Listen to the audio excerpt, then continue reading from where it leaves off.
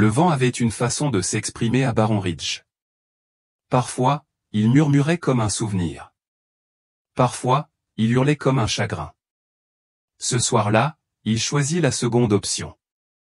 Une poussière sèche balayait la terre desséchée, s'enroulant autour des poteaux de clôture en bois du ranch de Marianne Colulton, faisant vibrer les fenêtres et entraînant des gémissements douloureux sur les planches usées par les intempéries de sa cabane.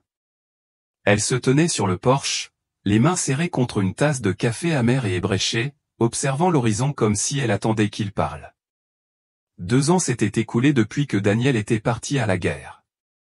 Il était parti à l'aube, la tête haute sur la selle de Flint, son cheval de guerre. Un étalon noir aux yeux de vert tempête et aux sabots qui projetaient des étincelles sur la pierre. Il n'y avait pas eu d'adieu mémorable, juste une étreinte ferme, la pression de sa croix d'argent dans sa main, et sa promesse finale murmurée contre ses cheveux. Je serai de retour avant que le froid ne s'installe. Le froid était venu et reparti 2 fois. Elle attendait toujours. Le ranch n'avait rien de grandiose, 16 hectares de broussailles brûlées par le soleil, une grange délabrée et les squelettes de 2 douzaines de bovins, rongés par les épreuves et les loups. Mais cela leur avait suffi autrefois. C'était largement suffisant pour une seule personne. Elle entretenait la terre avec le gravier sous ses ongles et le fusil au-dessus de la porte. Elle réparait les clôtures de ses mains craquelées, échangeait des œufs en ville contre du café et du sel, et inscrivait le nom de son mari dans chaque prière matinale. Les habitants de Baron Ridge lui adressaient moins la parole. Les hochements de tête amicaux s'étaient transformés en sourires crispés. Quelques-uns essayaient la gentillesse, la plupart la subtilité. Il serait peut-être temps de passer à autre chose, avait dit le commerçant la semaine précédente, posant un sac de semoule de maïs sur le comptoir sans la regarder dans les yeux. La guerre dure depuis plus d'1 an. Ces gars qui sont revenus, eh bien, ils sont revenus. Elle partit sans répondre. Ils ne comprirent pas. Aucun télégramme n'était arrivé. Aucun nom n'était inscrit dans la colonne noire du journal. Personne. Daniel n'était pas parti. Il était simplement retardé. Alors elle attendit. Chaque crépuscule, elle scrutait la crête. Chaque lever de soleil, elle faisait bouillir de l'eau pour 2. Elle ne portait pas de noir. Elle portait le même chemisier bleu délavé qu'il préférait, et chaque couture portait un souvenir de lui. Ce soir-là, les nuages percèrent l'horizon, déversant une pluie torrentielle. Marianne ne se réfugia pas à l'intérieur. Elle resta immobile, laissant la pluie imprégner ses cheveux, apaisant le feu qui couvait toujours dans sa poitrine. Quelque part au-delà des collines, le tonnerre grondait comme un coup de canon lointain, et elle imagina une guerre qui la touchait à nouveau à temps. Puis vint un bruit qui lui coupa le souffle, un bruit de sabots. Peu de gens prenaient ce chemin. Le chemin menant à son ranch était étroit et difficile, encombré de pierres et d'épines. La plupart des voyageurs bifurquaient vers le nord ou le sud, évitant complètement l'endroit. Mais ce n'était ni un chariot ni une mule de marchand. C'était une foulée régulière et posée, familière et pesante. Tranchant la tempête comme un battement de cœur revenu, elle posa la tasse, descendit lentement du porche et attrapa le fusil Henri appuyé contre la porte. La silhouette émergea du mur de pluie comme tirée d'un souvenir. Un grand cheval, noir comme un nuage d'orage, les narines dilatées par la vapeur. Flint, Alta-TL. Ses genoux se dérobèrent sous elle. C'était Flint. Sans aucun doute, la marque blanche au-dessus de son œil, la vieille cicatrice sur son épaule, due à un simple coup de couteau des années auparavant. Il était reconnaissable entre mille, mais Flint n'était pas seul. Un homme était assis en selle. Il portait un long manteau sombre et trempé. Un chapeau à large bord dissimulait son visage, mais il était assis confortablement, comme s'il était là depuis un moment. Ni blessé, ni pressé, juste calme et mesuré. Marianne leva son fusil, le cœur battant si fort qu'il noyait la pluie. « C'est mon cheval, dit-elle d'une voix basse et sèche. Où l'as-tu trouvé ? L'étranger ne broncha pas. Il descendit lentement, délibérément, les mains levées pour montrer qu'il ne portait aucune arme. Le cheval ne s'écarta pas. Flint s'approcha de la clôture comme s'il était chez lui. Je ne l'ai pas volé, dit l'homme. Sa voix était rauque, usée comme celle de Riverstone. Il est venu me voir il y a environ 3 semaines. Il m'a trouvé mourant dans le col du canyon. Ce cheval ne s'égare pas. Je le sais. L'homme fouilla lentement et prudemment dans son manteau et en sortit quelque chose enveloppé dans du tissu. Il le jeta à ses pieds. Elle se pencha et le déballa d'une main tremblante. La croix. Sa croix. Argentée, ternie par le temps, mais toujours intacte. Le cordon de cuir qu'elle avait noué autour du cou de Daniel. Elle le fixa comme s'il allait parler. « Où est mon mari ?» demanda-t-elle. L'étranger ne répondit pas tout de suite. Il ôta son chapeau. Son visage était maigre, ridé par le soleil et les épreuves. Elle ne reconnaissait personne. Son regard exprimait une profonde angoisse. « Il est mort à la guerre », dit-il tandis que la pluie s'apaisait. « Mais il n'est pas mort en vain. » Elle leva son fusil. « Que représentes-tu pour lui ?» Il baissa les yeux, puis la dépassa comme s'il voyait quelque chose au loin. « Il m'a sauvé la vie plus d'une fois. Il m'a parlé de cet endroit, de toi. Il m'a dit que si quelque chose arrivait, je devais ramener Flint et cette croix. Ton soldat était, dit-il, un éclaireur. La plupart de mon unité n'a pas survécu. On a été enfermés dans un camp de prisonniers en Virginie. Il nous a retenus un moment. » Elle l'observait comme un faucon, cherchant des failles dans son histoire, mais quelque chose dans la façon dont il se tenait, la douleur derrière le calme, sonnait vrai. Pourtant, la vérité ne suffisait pas. « Pourquoi maintenant ?» demanda-t-elle. « Pourquoi pas il y a des mois ? Parce que je ne savais pas si j'y arriverais et j'avais quelque chose à terminer. » Il vacilla légèrement, puis trébucha. Une tache rouge apparut à travers le tissu à ses côtés. Elle comprit alors ce qu'elle avait manqué dans l'obscurité et la pluie. Il était blessé. « Tu saignes. » Il ne répondit pas, s'appuya simplement contre le poteau de clôture et laissa sa tête tomber en avant. Elle hésita, la guerre continuant de se jouer dans son esprit des batailles de confiance et de peur. Puis elle baissa le fusil. « Rentre avant de tomber. » Il leva vers elle un regard presque reconnaissant, puis se dégagea du poteau et tituba vers le porche. Lorsqu'elle ouvrit la porte, son regard se porta à nouveau sur la croix qu'elle tenait à la main. Daniel était parti, mais quelque chose de lui était revenu, et le vent, pour la première fois depuis des années, apportait non seulement du chagrin mais aussi du changement. L'étranger ne dit rien lorsqu'elle le laissa entrer, son poids pesant lourdement sur sa silhouette élancée. Elle referma la porte derrière eux, le vent hurlant dans les fentes, charriant une odeur de pluie et de poussière. La cabine sentait le bois de chauffage, le cuir et la vieille terre. Il ne restait plus rien de l'odeur de son mari. Cela faisait des mois qu'il n'y en avait plus, mais les souvenirs persistaient comme des ombres projetées par la faible lumière de l'âtre. Elle l'aida à s'asseoir à table, les mains fermes malgré le pincement de suspicion qui lui serrait la poitrine. Sa blessure, superficielle mais laide, saignait régulièrement à travers sa chemise, et son manteau trempé collait à ses épaules. Elle a soigné suffisamment d'hommes dans sa vie pour savoir faire la différence entre une éraflure par balle et une blessure mortelle. Cet homme ne mourrait pas sous ses soins. Pas aujourd'hui, en tout cas. « Tu es en mauvais état, » dit Marianne, sa voix plus cinglante qu'elle ne le souhaitait. « J'ai connu pire, » murmura-t-il en s'installant sur la chaise, son regard ne rencontrant jamais le sien. « Mais ce n'est pas le moment pour ça. » Elle ne demanda pas ce qu'il voulait dire. Elle prit la trousse de premier secours, ses doigts se déplaçant avec une rapidité experte tandis qu'elle nettoyait la plaie, l'esprit s'emballant. Il ne mentait pas. Elle le savait. Mais le silence entre eux était lourd d'une douzaine de questions non formulées. Que faisait-il vraiment ici? Pourquoi venir chez elle, entre tous? Ses mains reposaient sur la table, les doigts tachés de sang. Elle travailla rapidement, sortant l'aiguille et le fil pour suturer la plaie. La pièce lui semblait trop petite, trop chaude, le poids de la situation pesait sur sa poitrine.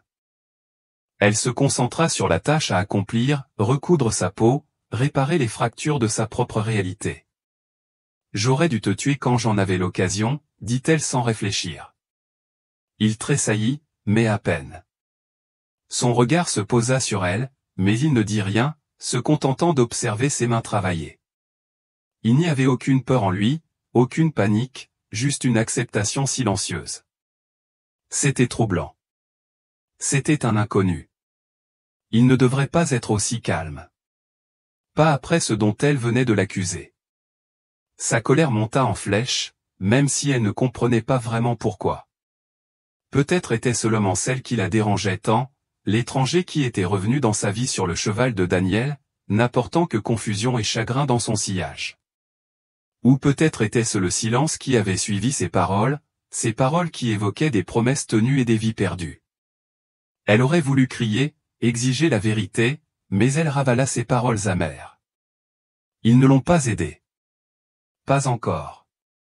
Tu n'as pas répondu à ma question, dit-elle après un long silence, la voix tendue. Que lui est-il arrivé? Le regard de l'étranger se durcit un bref instant, mais il le masqua rapidement sous un calme distant. Il est mort en me sauvant. C'était une erreur stupide. Elle ne broncha pas. Elle garda les mains immobiles. Même si son pouce accélérait, son esprit repassait ses paroles, les décortiquant, cherchant des incohérences. Il n'y en avait aucune.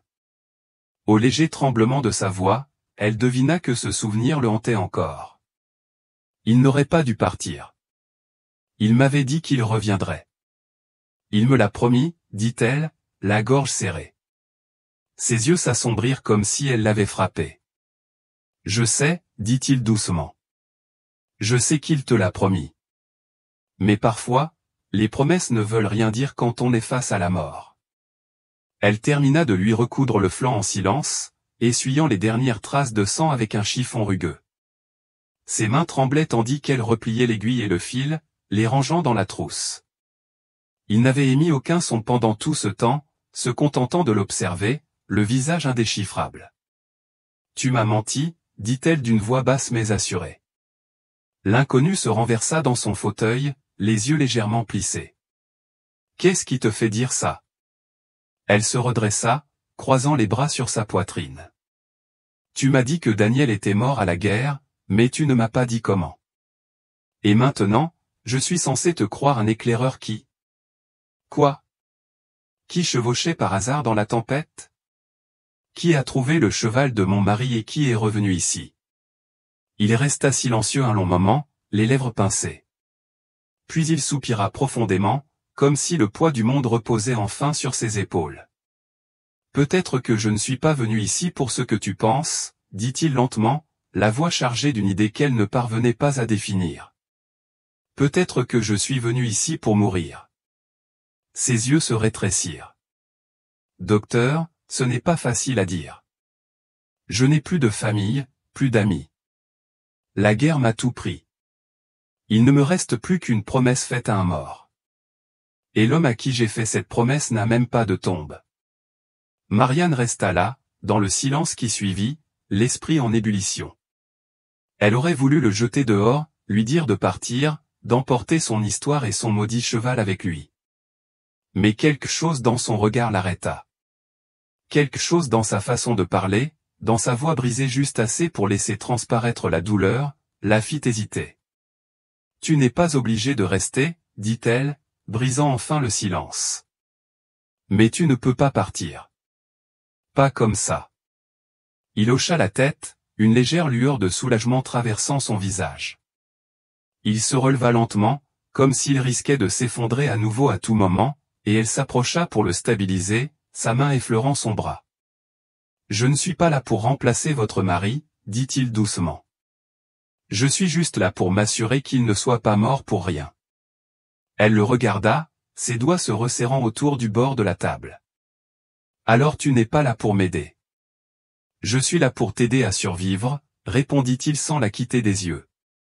Que tu le veuilles ou non. Le poids de ses paroles flottait dans l'air, lourd et muet. La tempête était passée, mais l'air à l'intérieur de la cabine était encore lourd, lourd de la promesse d'un changement. Il n'était pas là pour une raison qu'elle comprenait encore.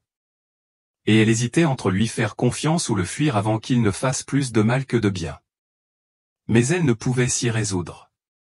Pas encore. Il avait raison sur un point. Il n'y avait pas de solution facile pour survivre à cela.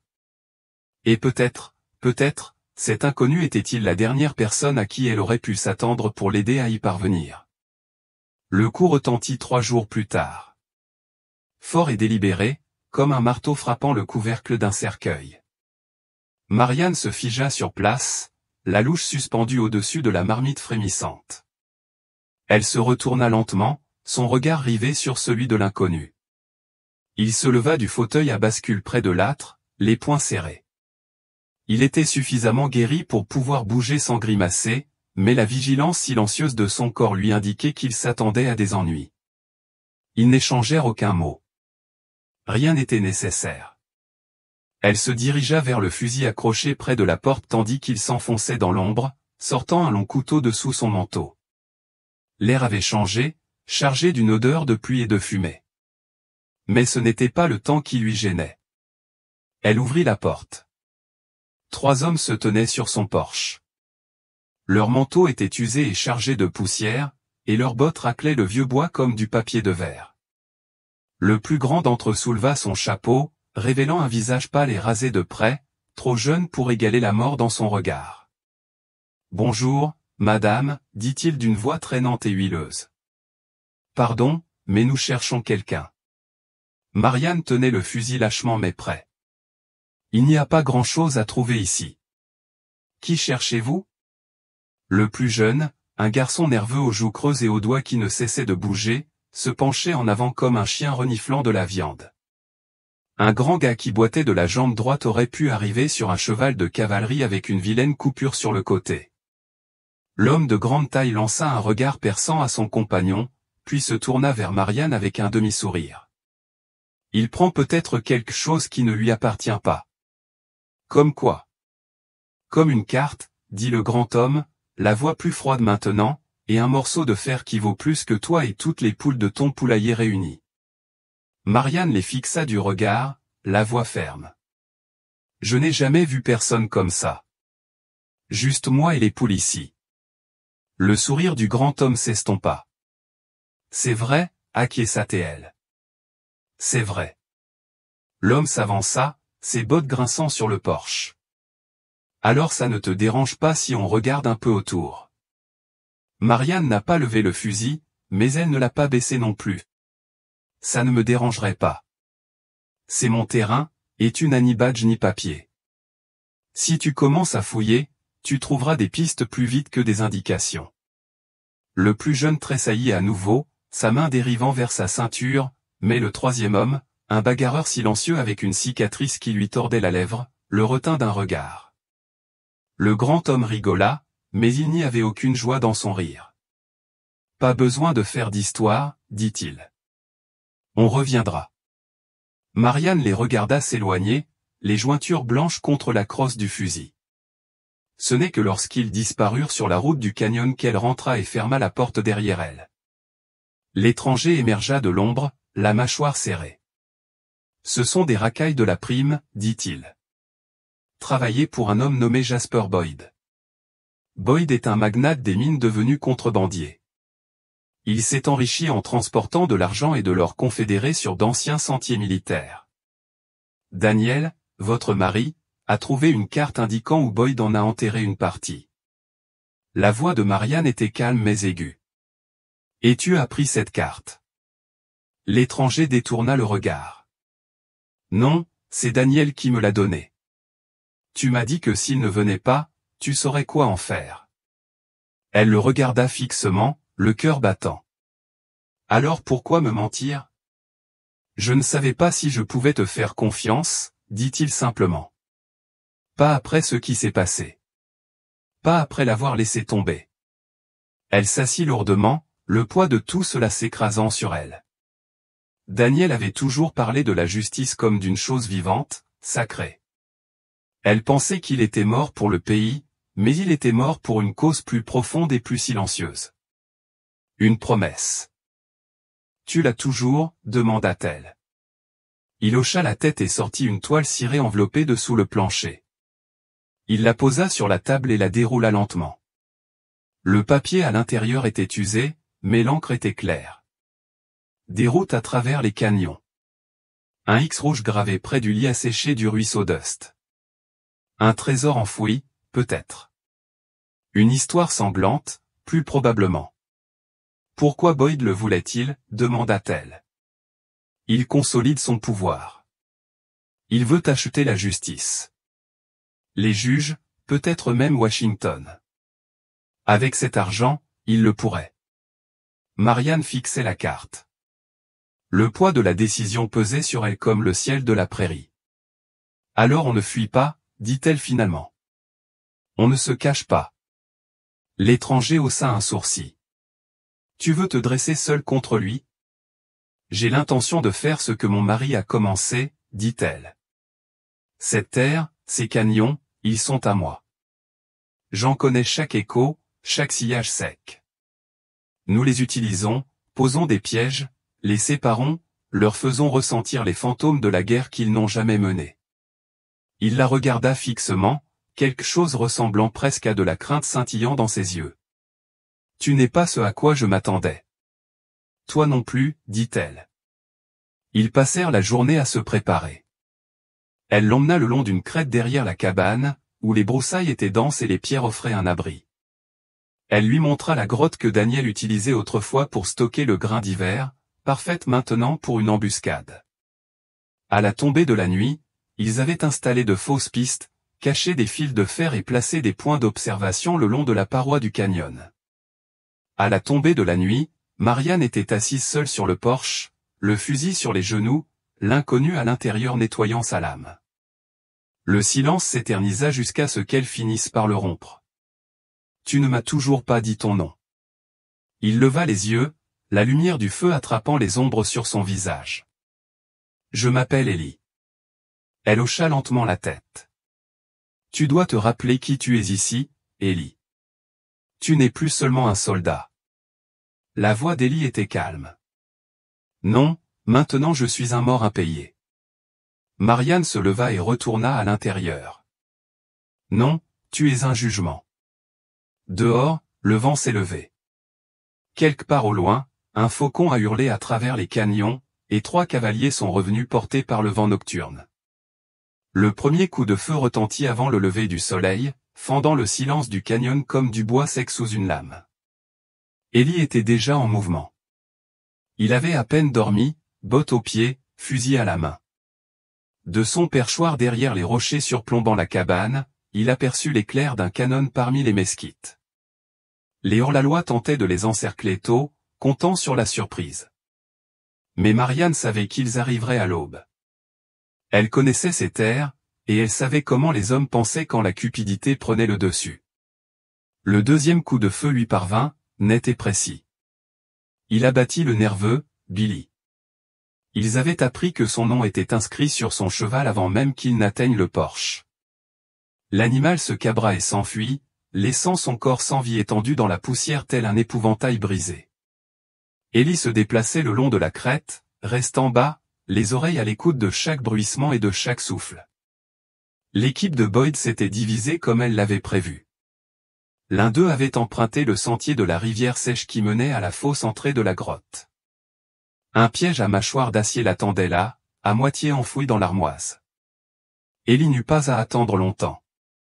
Un cri perçant déchira le calme matinal, aigu comme un couteau, suivi du bruit d'un os métallique craquant. Marianne travaillait dans la cabane comme un général, le regard scrutant le paysage, fusil au poing. Elle n'avait pas l'air effrayée. Elle ressemblait à la justice incarnée. Ils avaient barricadé les fenêtres, renforcé les portes et laissé la façade grande ouverte pour les appâter. Elle était l'appât. Le grand, Caïn, le bavard, surgit du sud. Il se croyait malin, s'emparant de la crête qu'Ellie avait escaladée des heures auparavant. Ellie le rejoignit là, accroupi derrière le même rocher. Caïn remarqua le mouvement trop tard. Un poing lui claqua la mâchoire, le faisant tomber au sol. Étourdie, Ellie ne tira pas. Il remonta le manteau de l'homme et vit l'éclat argenté caché à l'intérieur. Une deuxième carte, avec des inscriptions différentes. Élie pressa le canon de son poulain contre la tempe de Caïn. « Où est Boyd ?» Caïn toussa du sang. « Il est déjà dans la maison. » Élie n'hésita pas. Il laissa Caïn halter dans la poussière et dévala la colline en courant, le cœur battant. À l'intérieur, Marian se tenait au centre de la pièce, son fusil ôté, les mains le long du corps. Boyd la tenait coincée, une main autour de sa gorge, l'autre tenant un pistolet si près qu'il lui touchait les côtes. C'était un homme d'un certain âge, à la carrure épaisse, une barbe argentée zébrant, le regard brûlant de la froide certitude de quelqu'un qui se croyait intouchable. « Tu es une épine dans le pied, madame, gronda Théil. Toi et celle que tu as épousée. Tu pensais pouvoir me tromper. Tu pensais pouvoir ramper jusqu'à sa chérie et jouer les héros. Marianne ne broncha pas, tu l'as tuée. » Boyd hocha la tête. « Je l'ai fait. Je lui ai tiré 2 balles dans la poitrine et je l'ai abandonné au vautour. Je lui ai donné le choix. Mon or ou son honneur. Il a fait le mauvais choix. » La voix d'Élie était calme depuis la porte. « Il a fait le bon choix. » Boyd pivota, mais Élie tira le premier. La balle le toucha à l'épaule, le projetant en arrière. La seconde toucha la cuisse. Il s'écroula comme une pierre. Marianne recula, toussant, tandis qu'Élie s'approchait lentement, ses pistolets toujours levés. Boyd le fusilla du regard, les dents ensanglantées. « Tu crois que ça change quelque chose ? J'ai plus d'hommes. J'ai du pouvoir. » « Tu avais peur, dit Marian. C'est ce qui a fait taire les gens, mais la peur meurt plus vite que l'or ne coule. » Élie fouilla Boyd, emportant la carte, son arme et un mince carnet rempli de noms et de numéros au chantage, pot de vin, un sillage de corruption serpentant des saloons de l'Arizona aux agences bancaires de Washington. Ils traînèrent Boyd jusqu'au porche et l'Y laissèrent ligoté et ensanglanté, aux frais de la justice. Le Marshal et Dust Creek n'allaient pas ignorer cela, pas avec des noms pour protéger sa peau. Une fois terminé, le soleil s'était pleinement levé, teintant le ciel d'une teinte cuivrée. Les corps étaient enterrés dans le pâturage, loin de la tombe de Daniel, mais suffisamment près pour que Marianne puisse veiller. Elle et Élie travaillaient en silence, sans avoir besoin de parler. Quelque chose s'était installé entre eux, le respect, peut-être, un fardeau partagé. Plus tard, elle s'assit seule sur le porche, le vieux manteau de Daniel sur les épaules, le vent se levant à nouveau. Élie se tenait à proximité, scellant le même cheval qui l'avait amené ici. Il avançait plus lentement, moins par blessure que par incertitude. « Tu pourrais rester, dit-elle doucement. Aide-moi à reconstruire. Il y a toujours du travail. » Élie la regarda, les yeux cernés. « Je n'étais pas fait pour rester. La guerre ne s'est pas terminée pour moi. J'ai juste migré vers l'ouest. » Elle l'observa un long moment, puis hocha la tête. « Prends la carte. » Il secoua la tête. « C'est plus sûr ici. Et puis, ce n'était pas à moi. » Il monta en selle, mais avant qu'il puisse faire demi-tour, elle reprit la parole. « Pourquoi Daniel t'a-t-il fait confiance ?» Élie marqua une pause, puis répondit doucement. « Parce qu'un jour, je lui ai sauvé la vie au cœur d'une charge, et j'ai pris une baïonnette qui lui était destinée.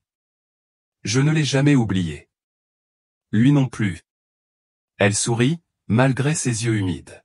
« Alors je suppose qu'il n'est jamais vraiment parti. » Élie s'éloigna sur le sentier du canyon, sa silhouette encadrée par le soleil levant.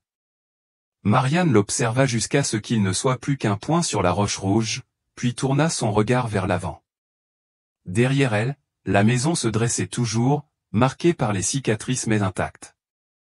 Des années encore l'attendaient, des choix plus difficiles, et peut-être un jour la paix, mais pour l'instant, elle veillait sur sa terre, là où le cavalier était venu, où l'étranger avait versé son sang, et où le cheval de son mari était enfin revenu. Et si la guerre avait coûté la vie à de nombreux hommes, elle avait laissé derrière elle une vérité, tous les héros ne repartent pas avec gloire. Certains arrivent boiteux, hantés, silencieux comme des fantômes, et laissent derrière eux des légendes dans leur poussière.